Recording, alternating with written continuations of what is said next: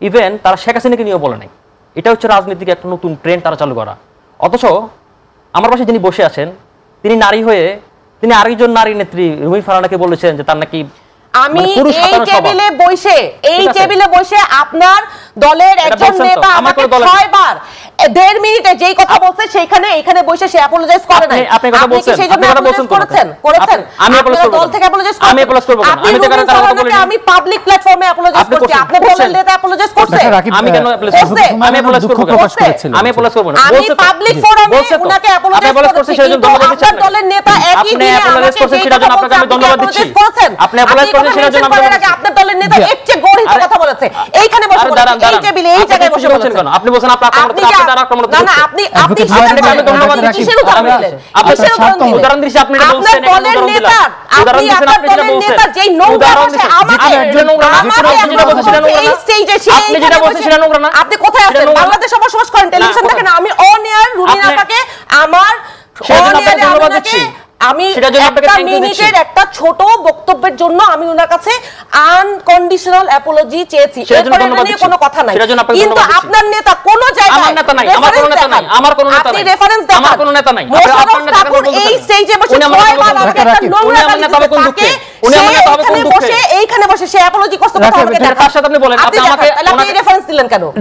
আপনি রেফারেন্স দিলেন কেন? বলছেন না বক্তব্যের আসলে বিএনপির লোকজন যা নোংরা গালি দিবে আর সেটা নিয়ে কথা বলবেন না, আর আপনি উল্টা আমার কথা রেফারেন্স দিবেন। আপনি রেফারেন্স অ্যাডভোকেট হুমায়ুনুর যেটা বলছেন এটা সঠিক কিনা যে আপনারা দুঃখ প্রকাশ করেন না? আপনারা বলতে কারণ আমি যদি কাউকে ব্যক্তিগতভাবে বলি, আমি যদি উনি যে নেতার কথা বলছেন মোশাররফ আহমদ ঠাকুর, সেই মোশাররফ আহমদ ঠাকুর নিজে জবাব দিবে, আমি ওনার জবাব কেন দিতে যাব? আমি কোন প্রতি তাহলে রুমিনা আপাটা তো রুমিনা আপা রেফারেন্স দিবে, আপনি রুমিনা আপার কথা বলতেছেন না। আপনি কাউকে বললে আমরা বলতে পারবো না, আমি এটা বলতে পারবো না। আপনি এটাও বলেন, আপনি যদি নারীর প্রতি সম্মান থাকে তাহলে আপনি রুমিনা আপার রেফারেন্স দিলে আমার রেফারেন্সটাও দেন। আপনাকে থ্যাঙ্ক ইউ দিচ্ছি। আমি আপনাকে বলেছি যে আমরা ভুল করলে সেই ভুলটা আমরা নিজেরাই স্বীকার করি, নিজেরাই সমাধান করি। ধন্যবাদ দিলাম, সেটা বোধহয় আপনি শুনতে পারেন, সেটার জন্য আপনাকে ধন্যবাদ দিলাম। যদি সেটা শুনতে পারেন ধন্যবাদ দিলাম, তাহলে আপনি সেটা ওইটাও ফলো করতেন যে ওই জিনিসটা কথা শেষ করে দিচ্ছেন না। আপনি শান্ত হন, একটু শান্ত হন, আমরা একজনের কথা শুনি, আমরা তারপর আপনার কাছে আসছি। এগুলো কুতর্ক না। জি, আপনি আমাকে বলতেছেন আমি এগ্রিভ হচ্ছি, আপনি কি বলেন এগ্রিভ হচ্ছি? দর্শক দেখতেছে, এটা দর্শক দেখবে, কারণ আপনার দলের নেতা। আবার আপনি দল বলতেছেন আমি কোন দলের মেম্বার না, আমি কোন দলের মেম্বার না, পদবি না পাইলে আমি কোন দলের মেম্বার না, এটাও একটা আমি কোন দলের মেম্বার না। এখন কি আওয়ামী লীগ আছে যে লুকায় লুকায় রাজনীতি করতে? কার লুকায় রাজনীতি করব? আওয়ামী লীগ আমরা তেমনি কইছিলাম না, আওয়ামী লীগ আমরা লুকায় রাজনীতি করে ন্যারেটিভ বিল্ডটা ভেবে করতে হবে। আমি কোন দলের মেম্বার না, কোন দলের মেম্বার। আপনি বারবার ট্যাগিং করতেছেন, আপনি ট্যাগিং করতেছেন কেন? কেন আমি কোন একজনের কথা আমরা শুনি, একজনের কথা শুনি। ডাক্তার রাকিব বলেন। জি বলেন, প্রশ্ন করে বলেন কি বলবেন? জি আমি যেটি বলেছিলাম যে তারেক রহমান বিএনপির ভারপ্রাপ্ত চেয়ারম্যান যেটি বলেছিলেন গতকাল যে এমন একটা শব্দ ব্যবহার করছে, এমন তো হবার কথা ছিল না। আসলে কি হওয়ার কথা ছিল এবং কি হলো আসলে? আচ্ছা দেখুন, আসলে এমন তো হওয়ার কথা ছিল না। আচ্ছা সেটা হয়তো ধরুন আমার ধারণা সম্ভবত, আমি আগের কন্টেস্টটা খেয়াল করি, আমি এই শব্দটা হেডলাইনে দেখেছি অনেকগুলো নিউজে। সেটা হতে পারে ধরুন এখন আমাদের এই মুহূর্তে গত 7-8 মাস থেকে যে ঐক্যমত কমিশনের একটা কন্টিনিউয়াস ছিল, তার পরবর্তী সময় ধরুন জুলাই সনদে সেখানে মোটামুটি 25টি দলে সাইন করেছে, এনসিপি সাইন করেনি। তারা তাদের জন্য একটা উন্মুক্ত পথ খোলা রেখেছিল। আমরা আশা করি যে তারা শীঘ্র তারা সাইন করবে। তারা কিছু শর্ত দিয়েছে, তারা এটা বাস্তবায়নের প্রক্রিয়া নিশ্চিত করলে, আইনি প্রক্রিয়া নিশ্চিত হলে তারপর তারা সাইন করবে। এখন দেখুন এটা যখন বাস্তবায়নের যে প্রক্রিয়াটা সরকার উত্থাপন করেছে সেটা যথেষ্ট পরিমাণ ত্রুটিযুক্ত এবং সেটাকে আসলে মানে বাস্তবযোগ্য মনে করতেছে না এবং দলগুলোর মধ্যে একটা বিভাজন তৈরি করে ফেলছে। এই কারণে আমার ধারণা যে উনি কথাটা বলেছেন যে সেটা হচ্ছে কি এমন হওয়ার কথা ছিল না। এখন দেখুন আমাদের ঐকমত্য কমিশনের যে সংস্কার যে প্রক্রিয়াগুলো ছিল, তো সেটা তো আসলে ধরুন এখানে 84টা সংস্কার প্রস্তাবনা দেওয়া হয়েছে। প্রত্যেকটি দল এখানে 7-8 মাস ধরে তারা ডিসকাশন করেছে, ডায়ালগ করেছে, তারপরে তারা উত্থাপন করেছে। 7টি অঙ্গীকারনামা রয়েছে। এখন সেটাকে যদি আপনি সরাসরি গণভোটে নিয়ে যান, আবার কোনো কোনো দল চাচ্ছে যে ইলেকশনের আগে গণভোট হবে, আবার একই দিনে হবে, তো এই ধরনের যে এই সমস্যাগুলো তো আসলে কোনো বিউরোক্রেটিক সমস্যা না।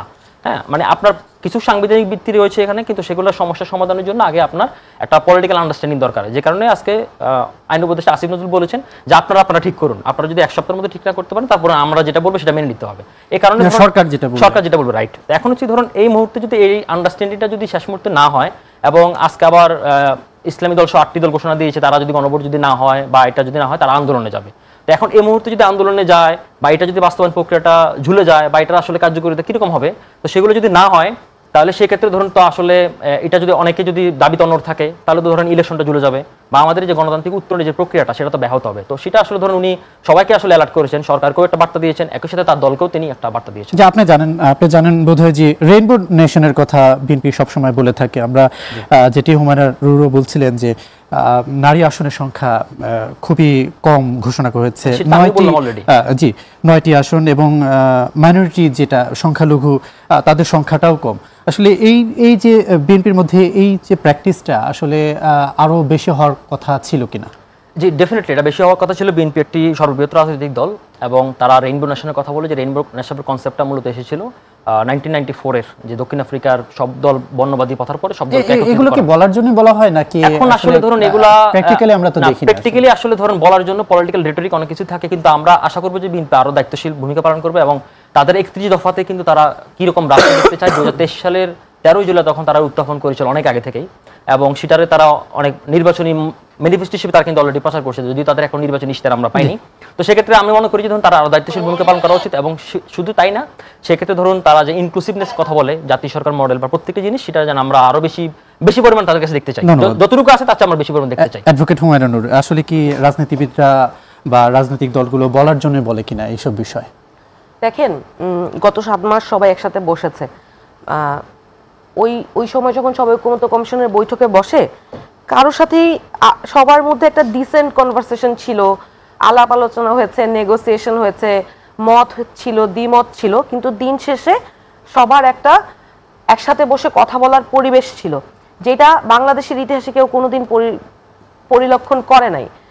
তো ওইটুকু জায়গা থেকে এই নতুন বাংলাদেশে এই আশাটা রাখতেই পারি যে এখনো বাংলাদেশের বিদ্যমান রাজনৈতিক দলগুলো যে 7 দিন সময় বেঁধে দেওয়া হয়েছে, যদিও আমি মনে করি যে ইচ্ছা থাকলে 7 দিন সময়ও লাগার কথা না, যদি আসলেই বাংলাদেশের যে রাজনৈতিক নেতৃবৃন্দ আছেন তারা যদি সত্যিই তাদের সদিচ্ছা থাকতো সংস্কারের, তাহলে আসলে এতগুলো দিন সময় যাবার পরেও এই সিদ্ধান্তগুলো আসলে এই সিদ্ধান্তগুলো আসলে আনডিসাইডেড থাকা বা অস্পষ্ট থাকার সুযোগ ছিল না। আগস্ট মাসেই কিন্তু 84টা বিষয়ে সবার ঐক্যমত হয়ে গিয়েছিল, কিন্তু তারপরে অক্টোবর পর্যন্ত কিন্তু এই ঐক্যমত্য কমিশনের যে মেয়াদ সেটা এক্সটেন্ড করা হয়েছিল, শুধুমাত্র এটার কার্যকারিতা এবং বাস্তবায়ন পদ্ধতি অবশ্যই ফাইনাল ফর্মেই আছে। আর নির্বাচনের ক্ষেত্রে প্রার্থীর যেই নির্বাচনী প্রার্থীর ক্ষেত্রে যে ক্রাইটেরিয়াগুলো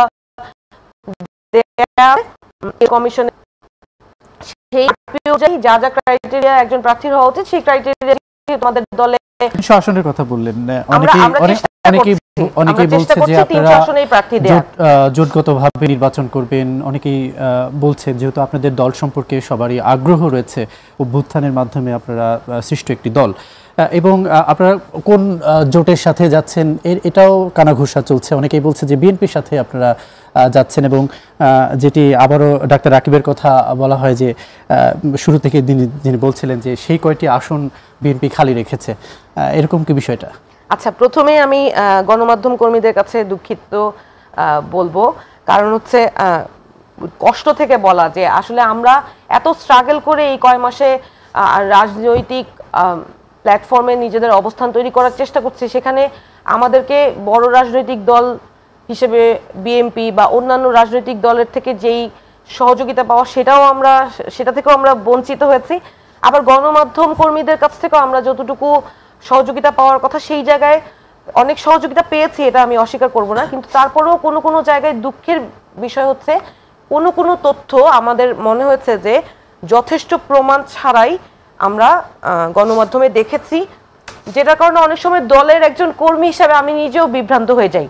এরপর যে দলকে প্রশ্ন করি যে এটা কি সত্য কিনা, তখন দল থেকে জানতে পারি যে না, এটা সত্য না। তো এই যে স্পেকুলেশনগুলো, সেইটা নিয়ে ওই প্রসঙ্গটা আসলে ওইভাবে এসছিল। তো জোট করার বিষয়টা বারবার করে আমরা স্পষ্ট করেছি যে আমরা গণ অভ্যুত্থানের পরবর্তীতে বাংলাদেশের সংস্কার, বিচার নিশ্চিত হওয়া এবং জুলাইয়ের যারা শহীদ এবং আহত আছে তাদের প্রতি যে দায় আছে, সেই দায়ের জায়গাটা থেকে আমরা রাজনীতি করতে আসি, এবং সেই সেই অভিপ্রায় থেকে এই বাংলাদেশের পরিবর্তনের জন্য রাজনৈতিক মাঠে নামা, এই অভিপ্রায়গুলো যারা ধারণ করবে, সেটা যে কোনো রাজনৈতিক দল হতে পারে, তাদের সাথে আমরা জোট করতে পারি। যেমন জনাব তারেক রহমানও এই অভিপ্রায়টা ব্যক্ত করেছেন যে যারা জুলাইয়ের অভ্যুত্থানের সমর্থনে ছিল, যারা ফ্যাসিবাদী নির্মূলের সহযোগী ছিল, তাদের সাথে ওনারা ঐক্য করার জন্য আগ্রহী। জামাত ইসলামীও এটা বলেছে, অন্যান্য রাজনৈতিক দল যারা আছে তাদের সাথেও কম বেশি আলাপ হয়েছে। এখন আদৌ আমরা তাদের সাথে জোটে যেতে পারবো কিনা সেইটা ডিপেন্ড করছে কোথায়, ওই যে বললাম আমাদের অভিপ্রায়গুলো তাদের সাথে মিলছে কিনা সেই জায়গাটায়। কিন্তু আমরা ওই যে আবারও দুঃখের সাথে বলতে হয় যে আসন ভাগাভাগির যে কথাটা বলে, ওইটা আসলে পজিটিভ সেন্সে বলে না। আমরা যেটা পজিটিভ সেন্সে চিন্তা করি যে আমরা যদি একটা ফ্যাসিবাদী শক্তিকে দূরে রাখতে চাই, বা ধরেন যেই পরাশক্তি আমাদের বাইরে থেকে দেশের সার্বভৌমত্ব, দেশের উন্নয়ন, দেশের রাষ্ট্র কাঠামো থেকে স্বৈরাচারী কাঠামো করে তোলার পিছনে যাদের সবচেয়ে বড় ভূমিকা আছে, যারা দেশের মানুষকে এইভাবে করে নির্যাতন নিপীড়ন করেছে, তারা যে পুনরায় ফিরে আসার যে চেষ্টা করছে, তাদেরকে প্রতিহত করার জন্য এই জুলাইয়ের সমস্ত শক্তি একীভূত থাকা যে জরুরি, সেই জায়গাটা বিনষ্ট করার জন্য কিছু মানুষ যে প্রচেষ্টা চালাচ্ছে, সেইটা সফল হতে না দেওয়ার জন্য ঐক্যটা জরুরি। সেই জায়গাটা বেশি আলোচিত না হয়, আলোচনা হয় ওই যে ওদেরকে 10টা আসন দিয়ে দিলে ওরা আর চিল্লাচিল্লি করবে না, ওদেরকে 20টা আসন দিয়ে দিলে ওরা চিল্লাচিল্লি করবে। এই শব্দগুলো আসল যে স্পিরিটটা, এই স্পিরিটটাকে নষ্ট করে দেয়, ভাগাভাগি করে দেয়, ব্রেক করে দেয়।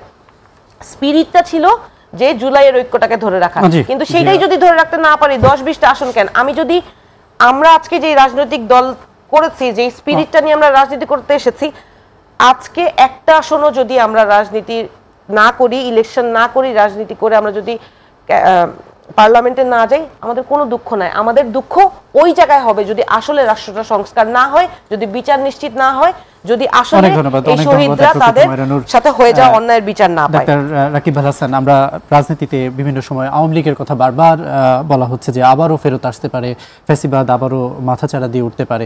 এই কথাগুলো কেন বলা হচ্ছে যখন এনসিপির অন্যতম নেতা হাসনাত আব্দুল্লাহ বলেছেন যে আওয়ামী লীগের চ্যাপ্টার একেবারে ক্লোজড, তারপরে এই বিষয়গুলো কেন বারবার রাজনীতিতে আসছে যে ফ্যাসিবাদ আবার জন্ম নিতে পারে?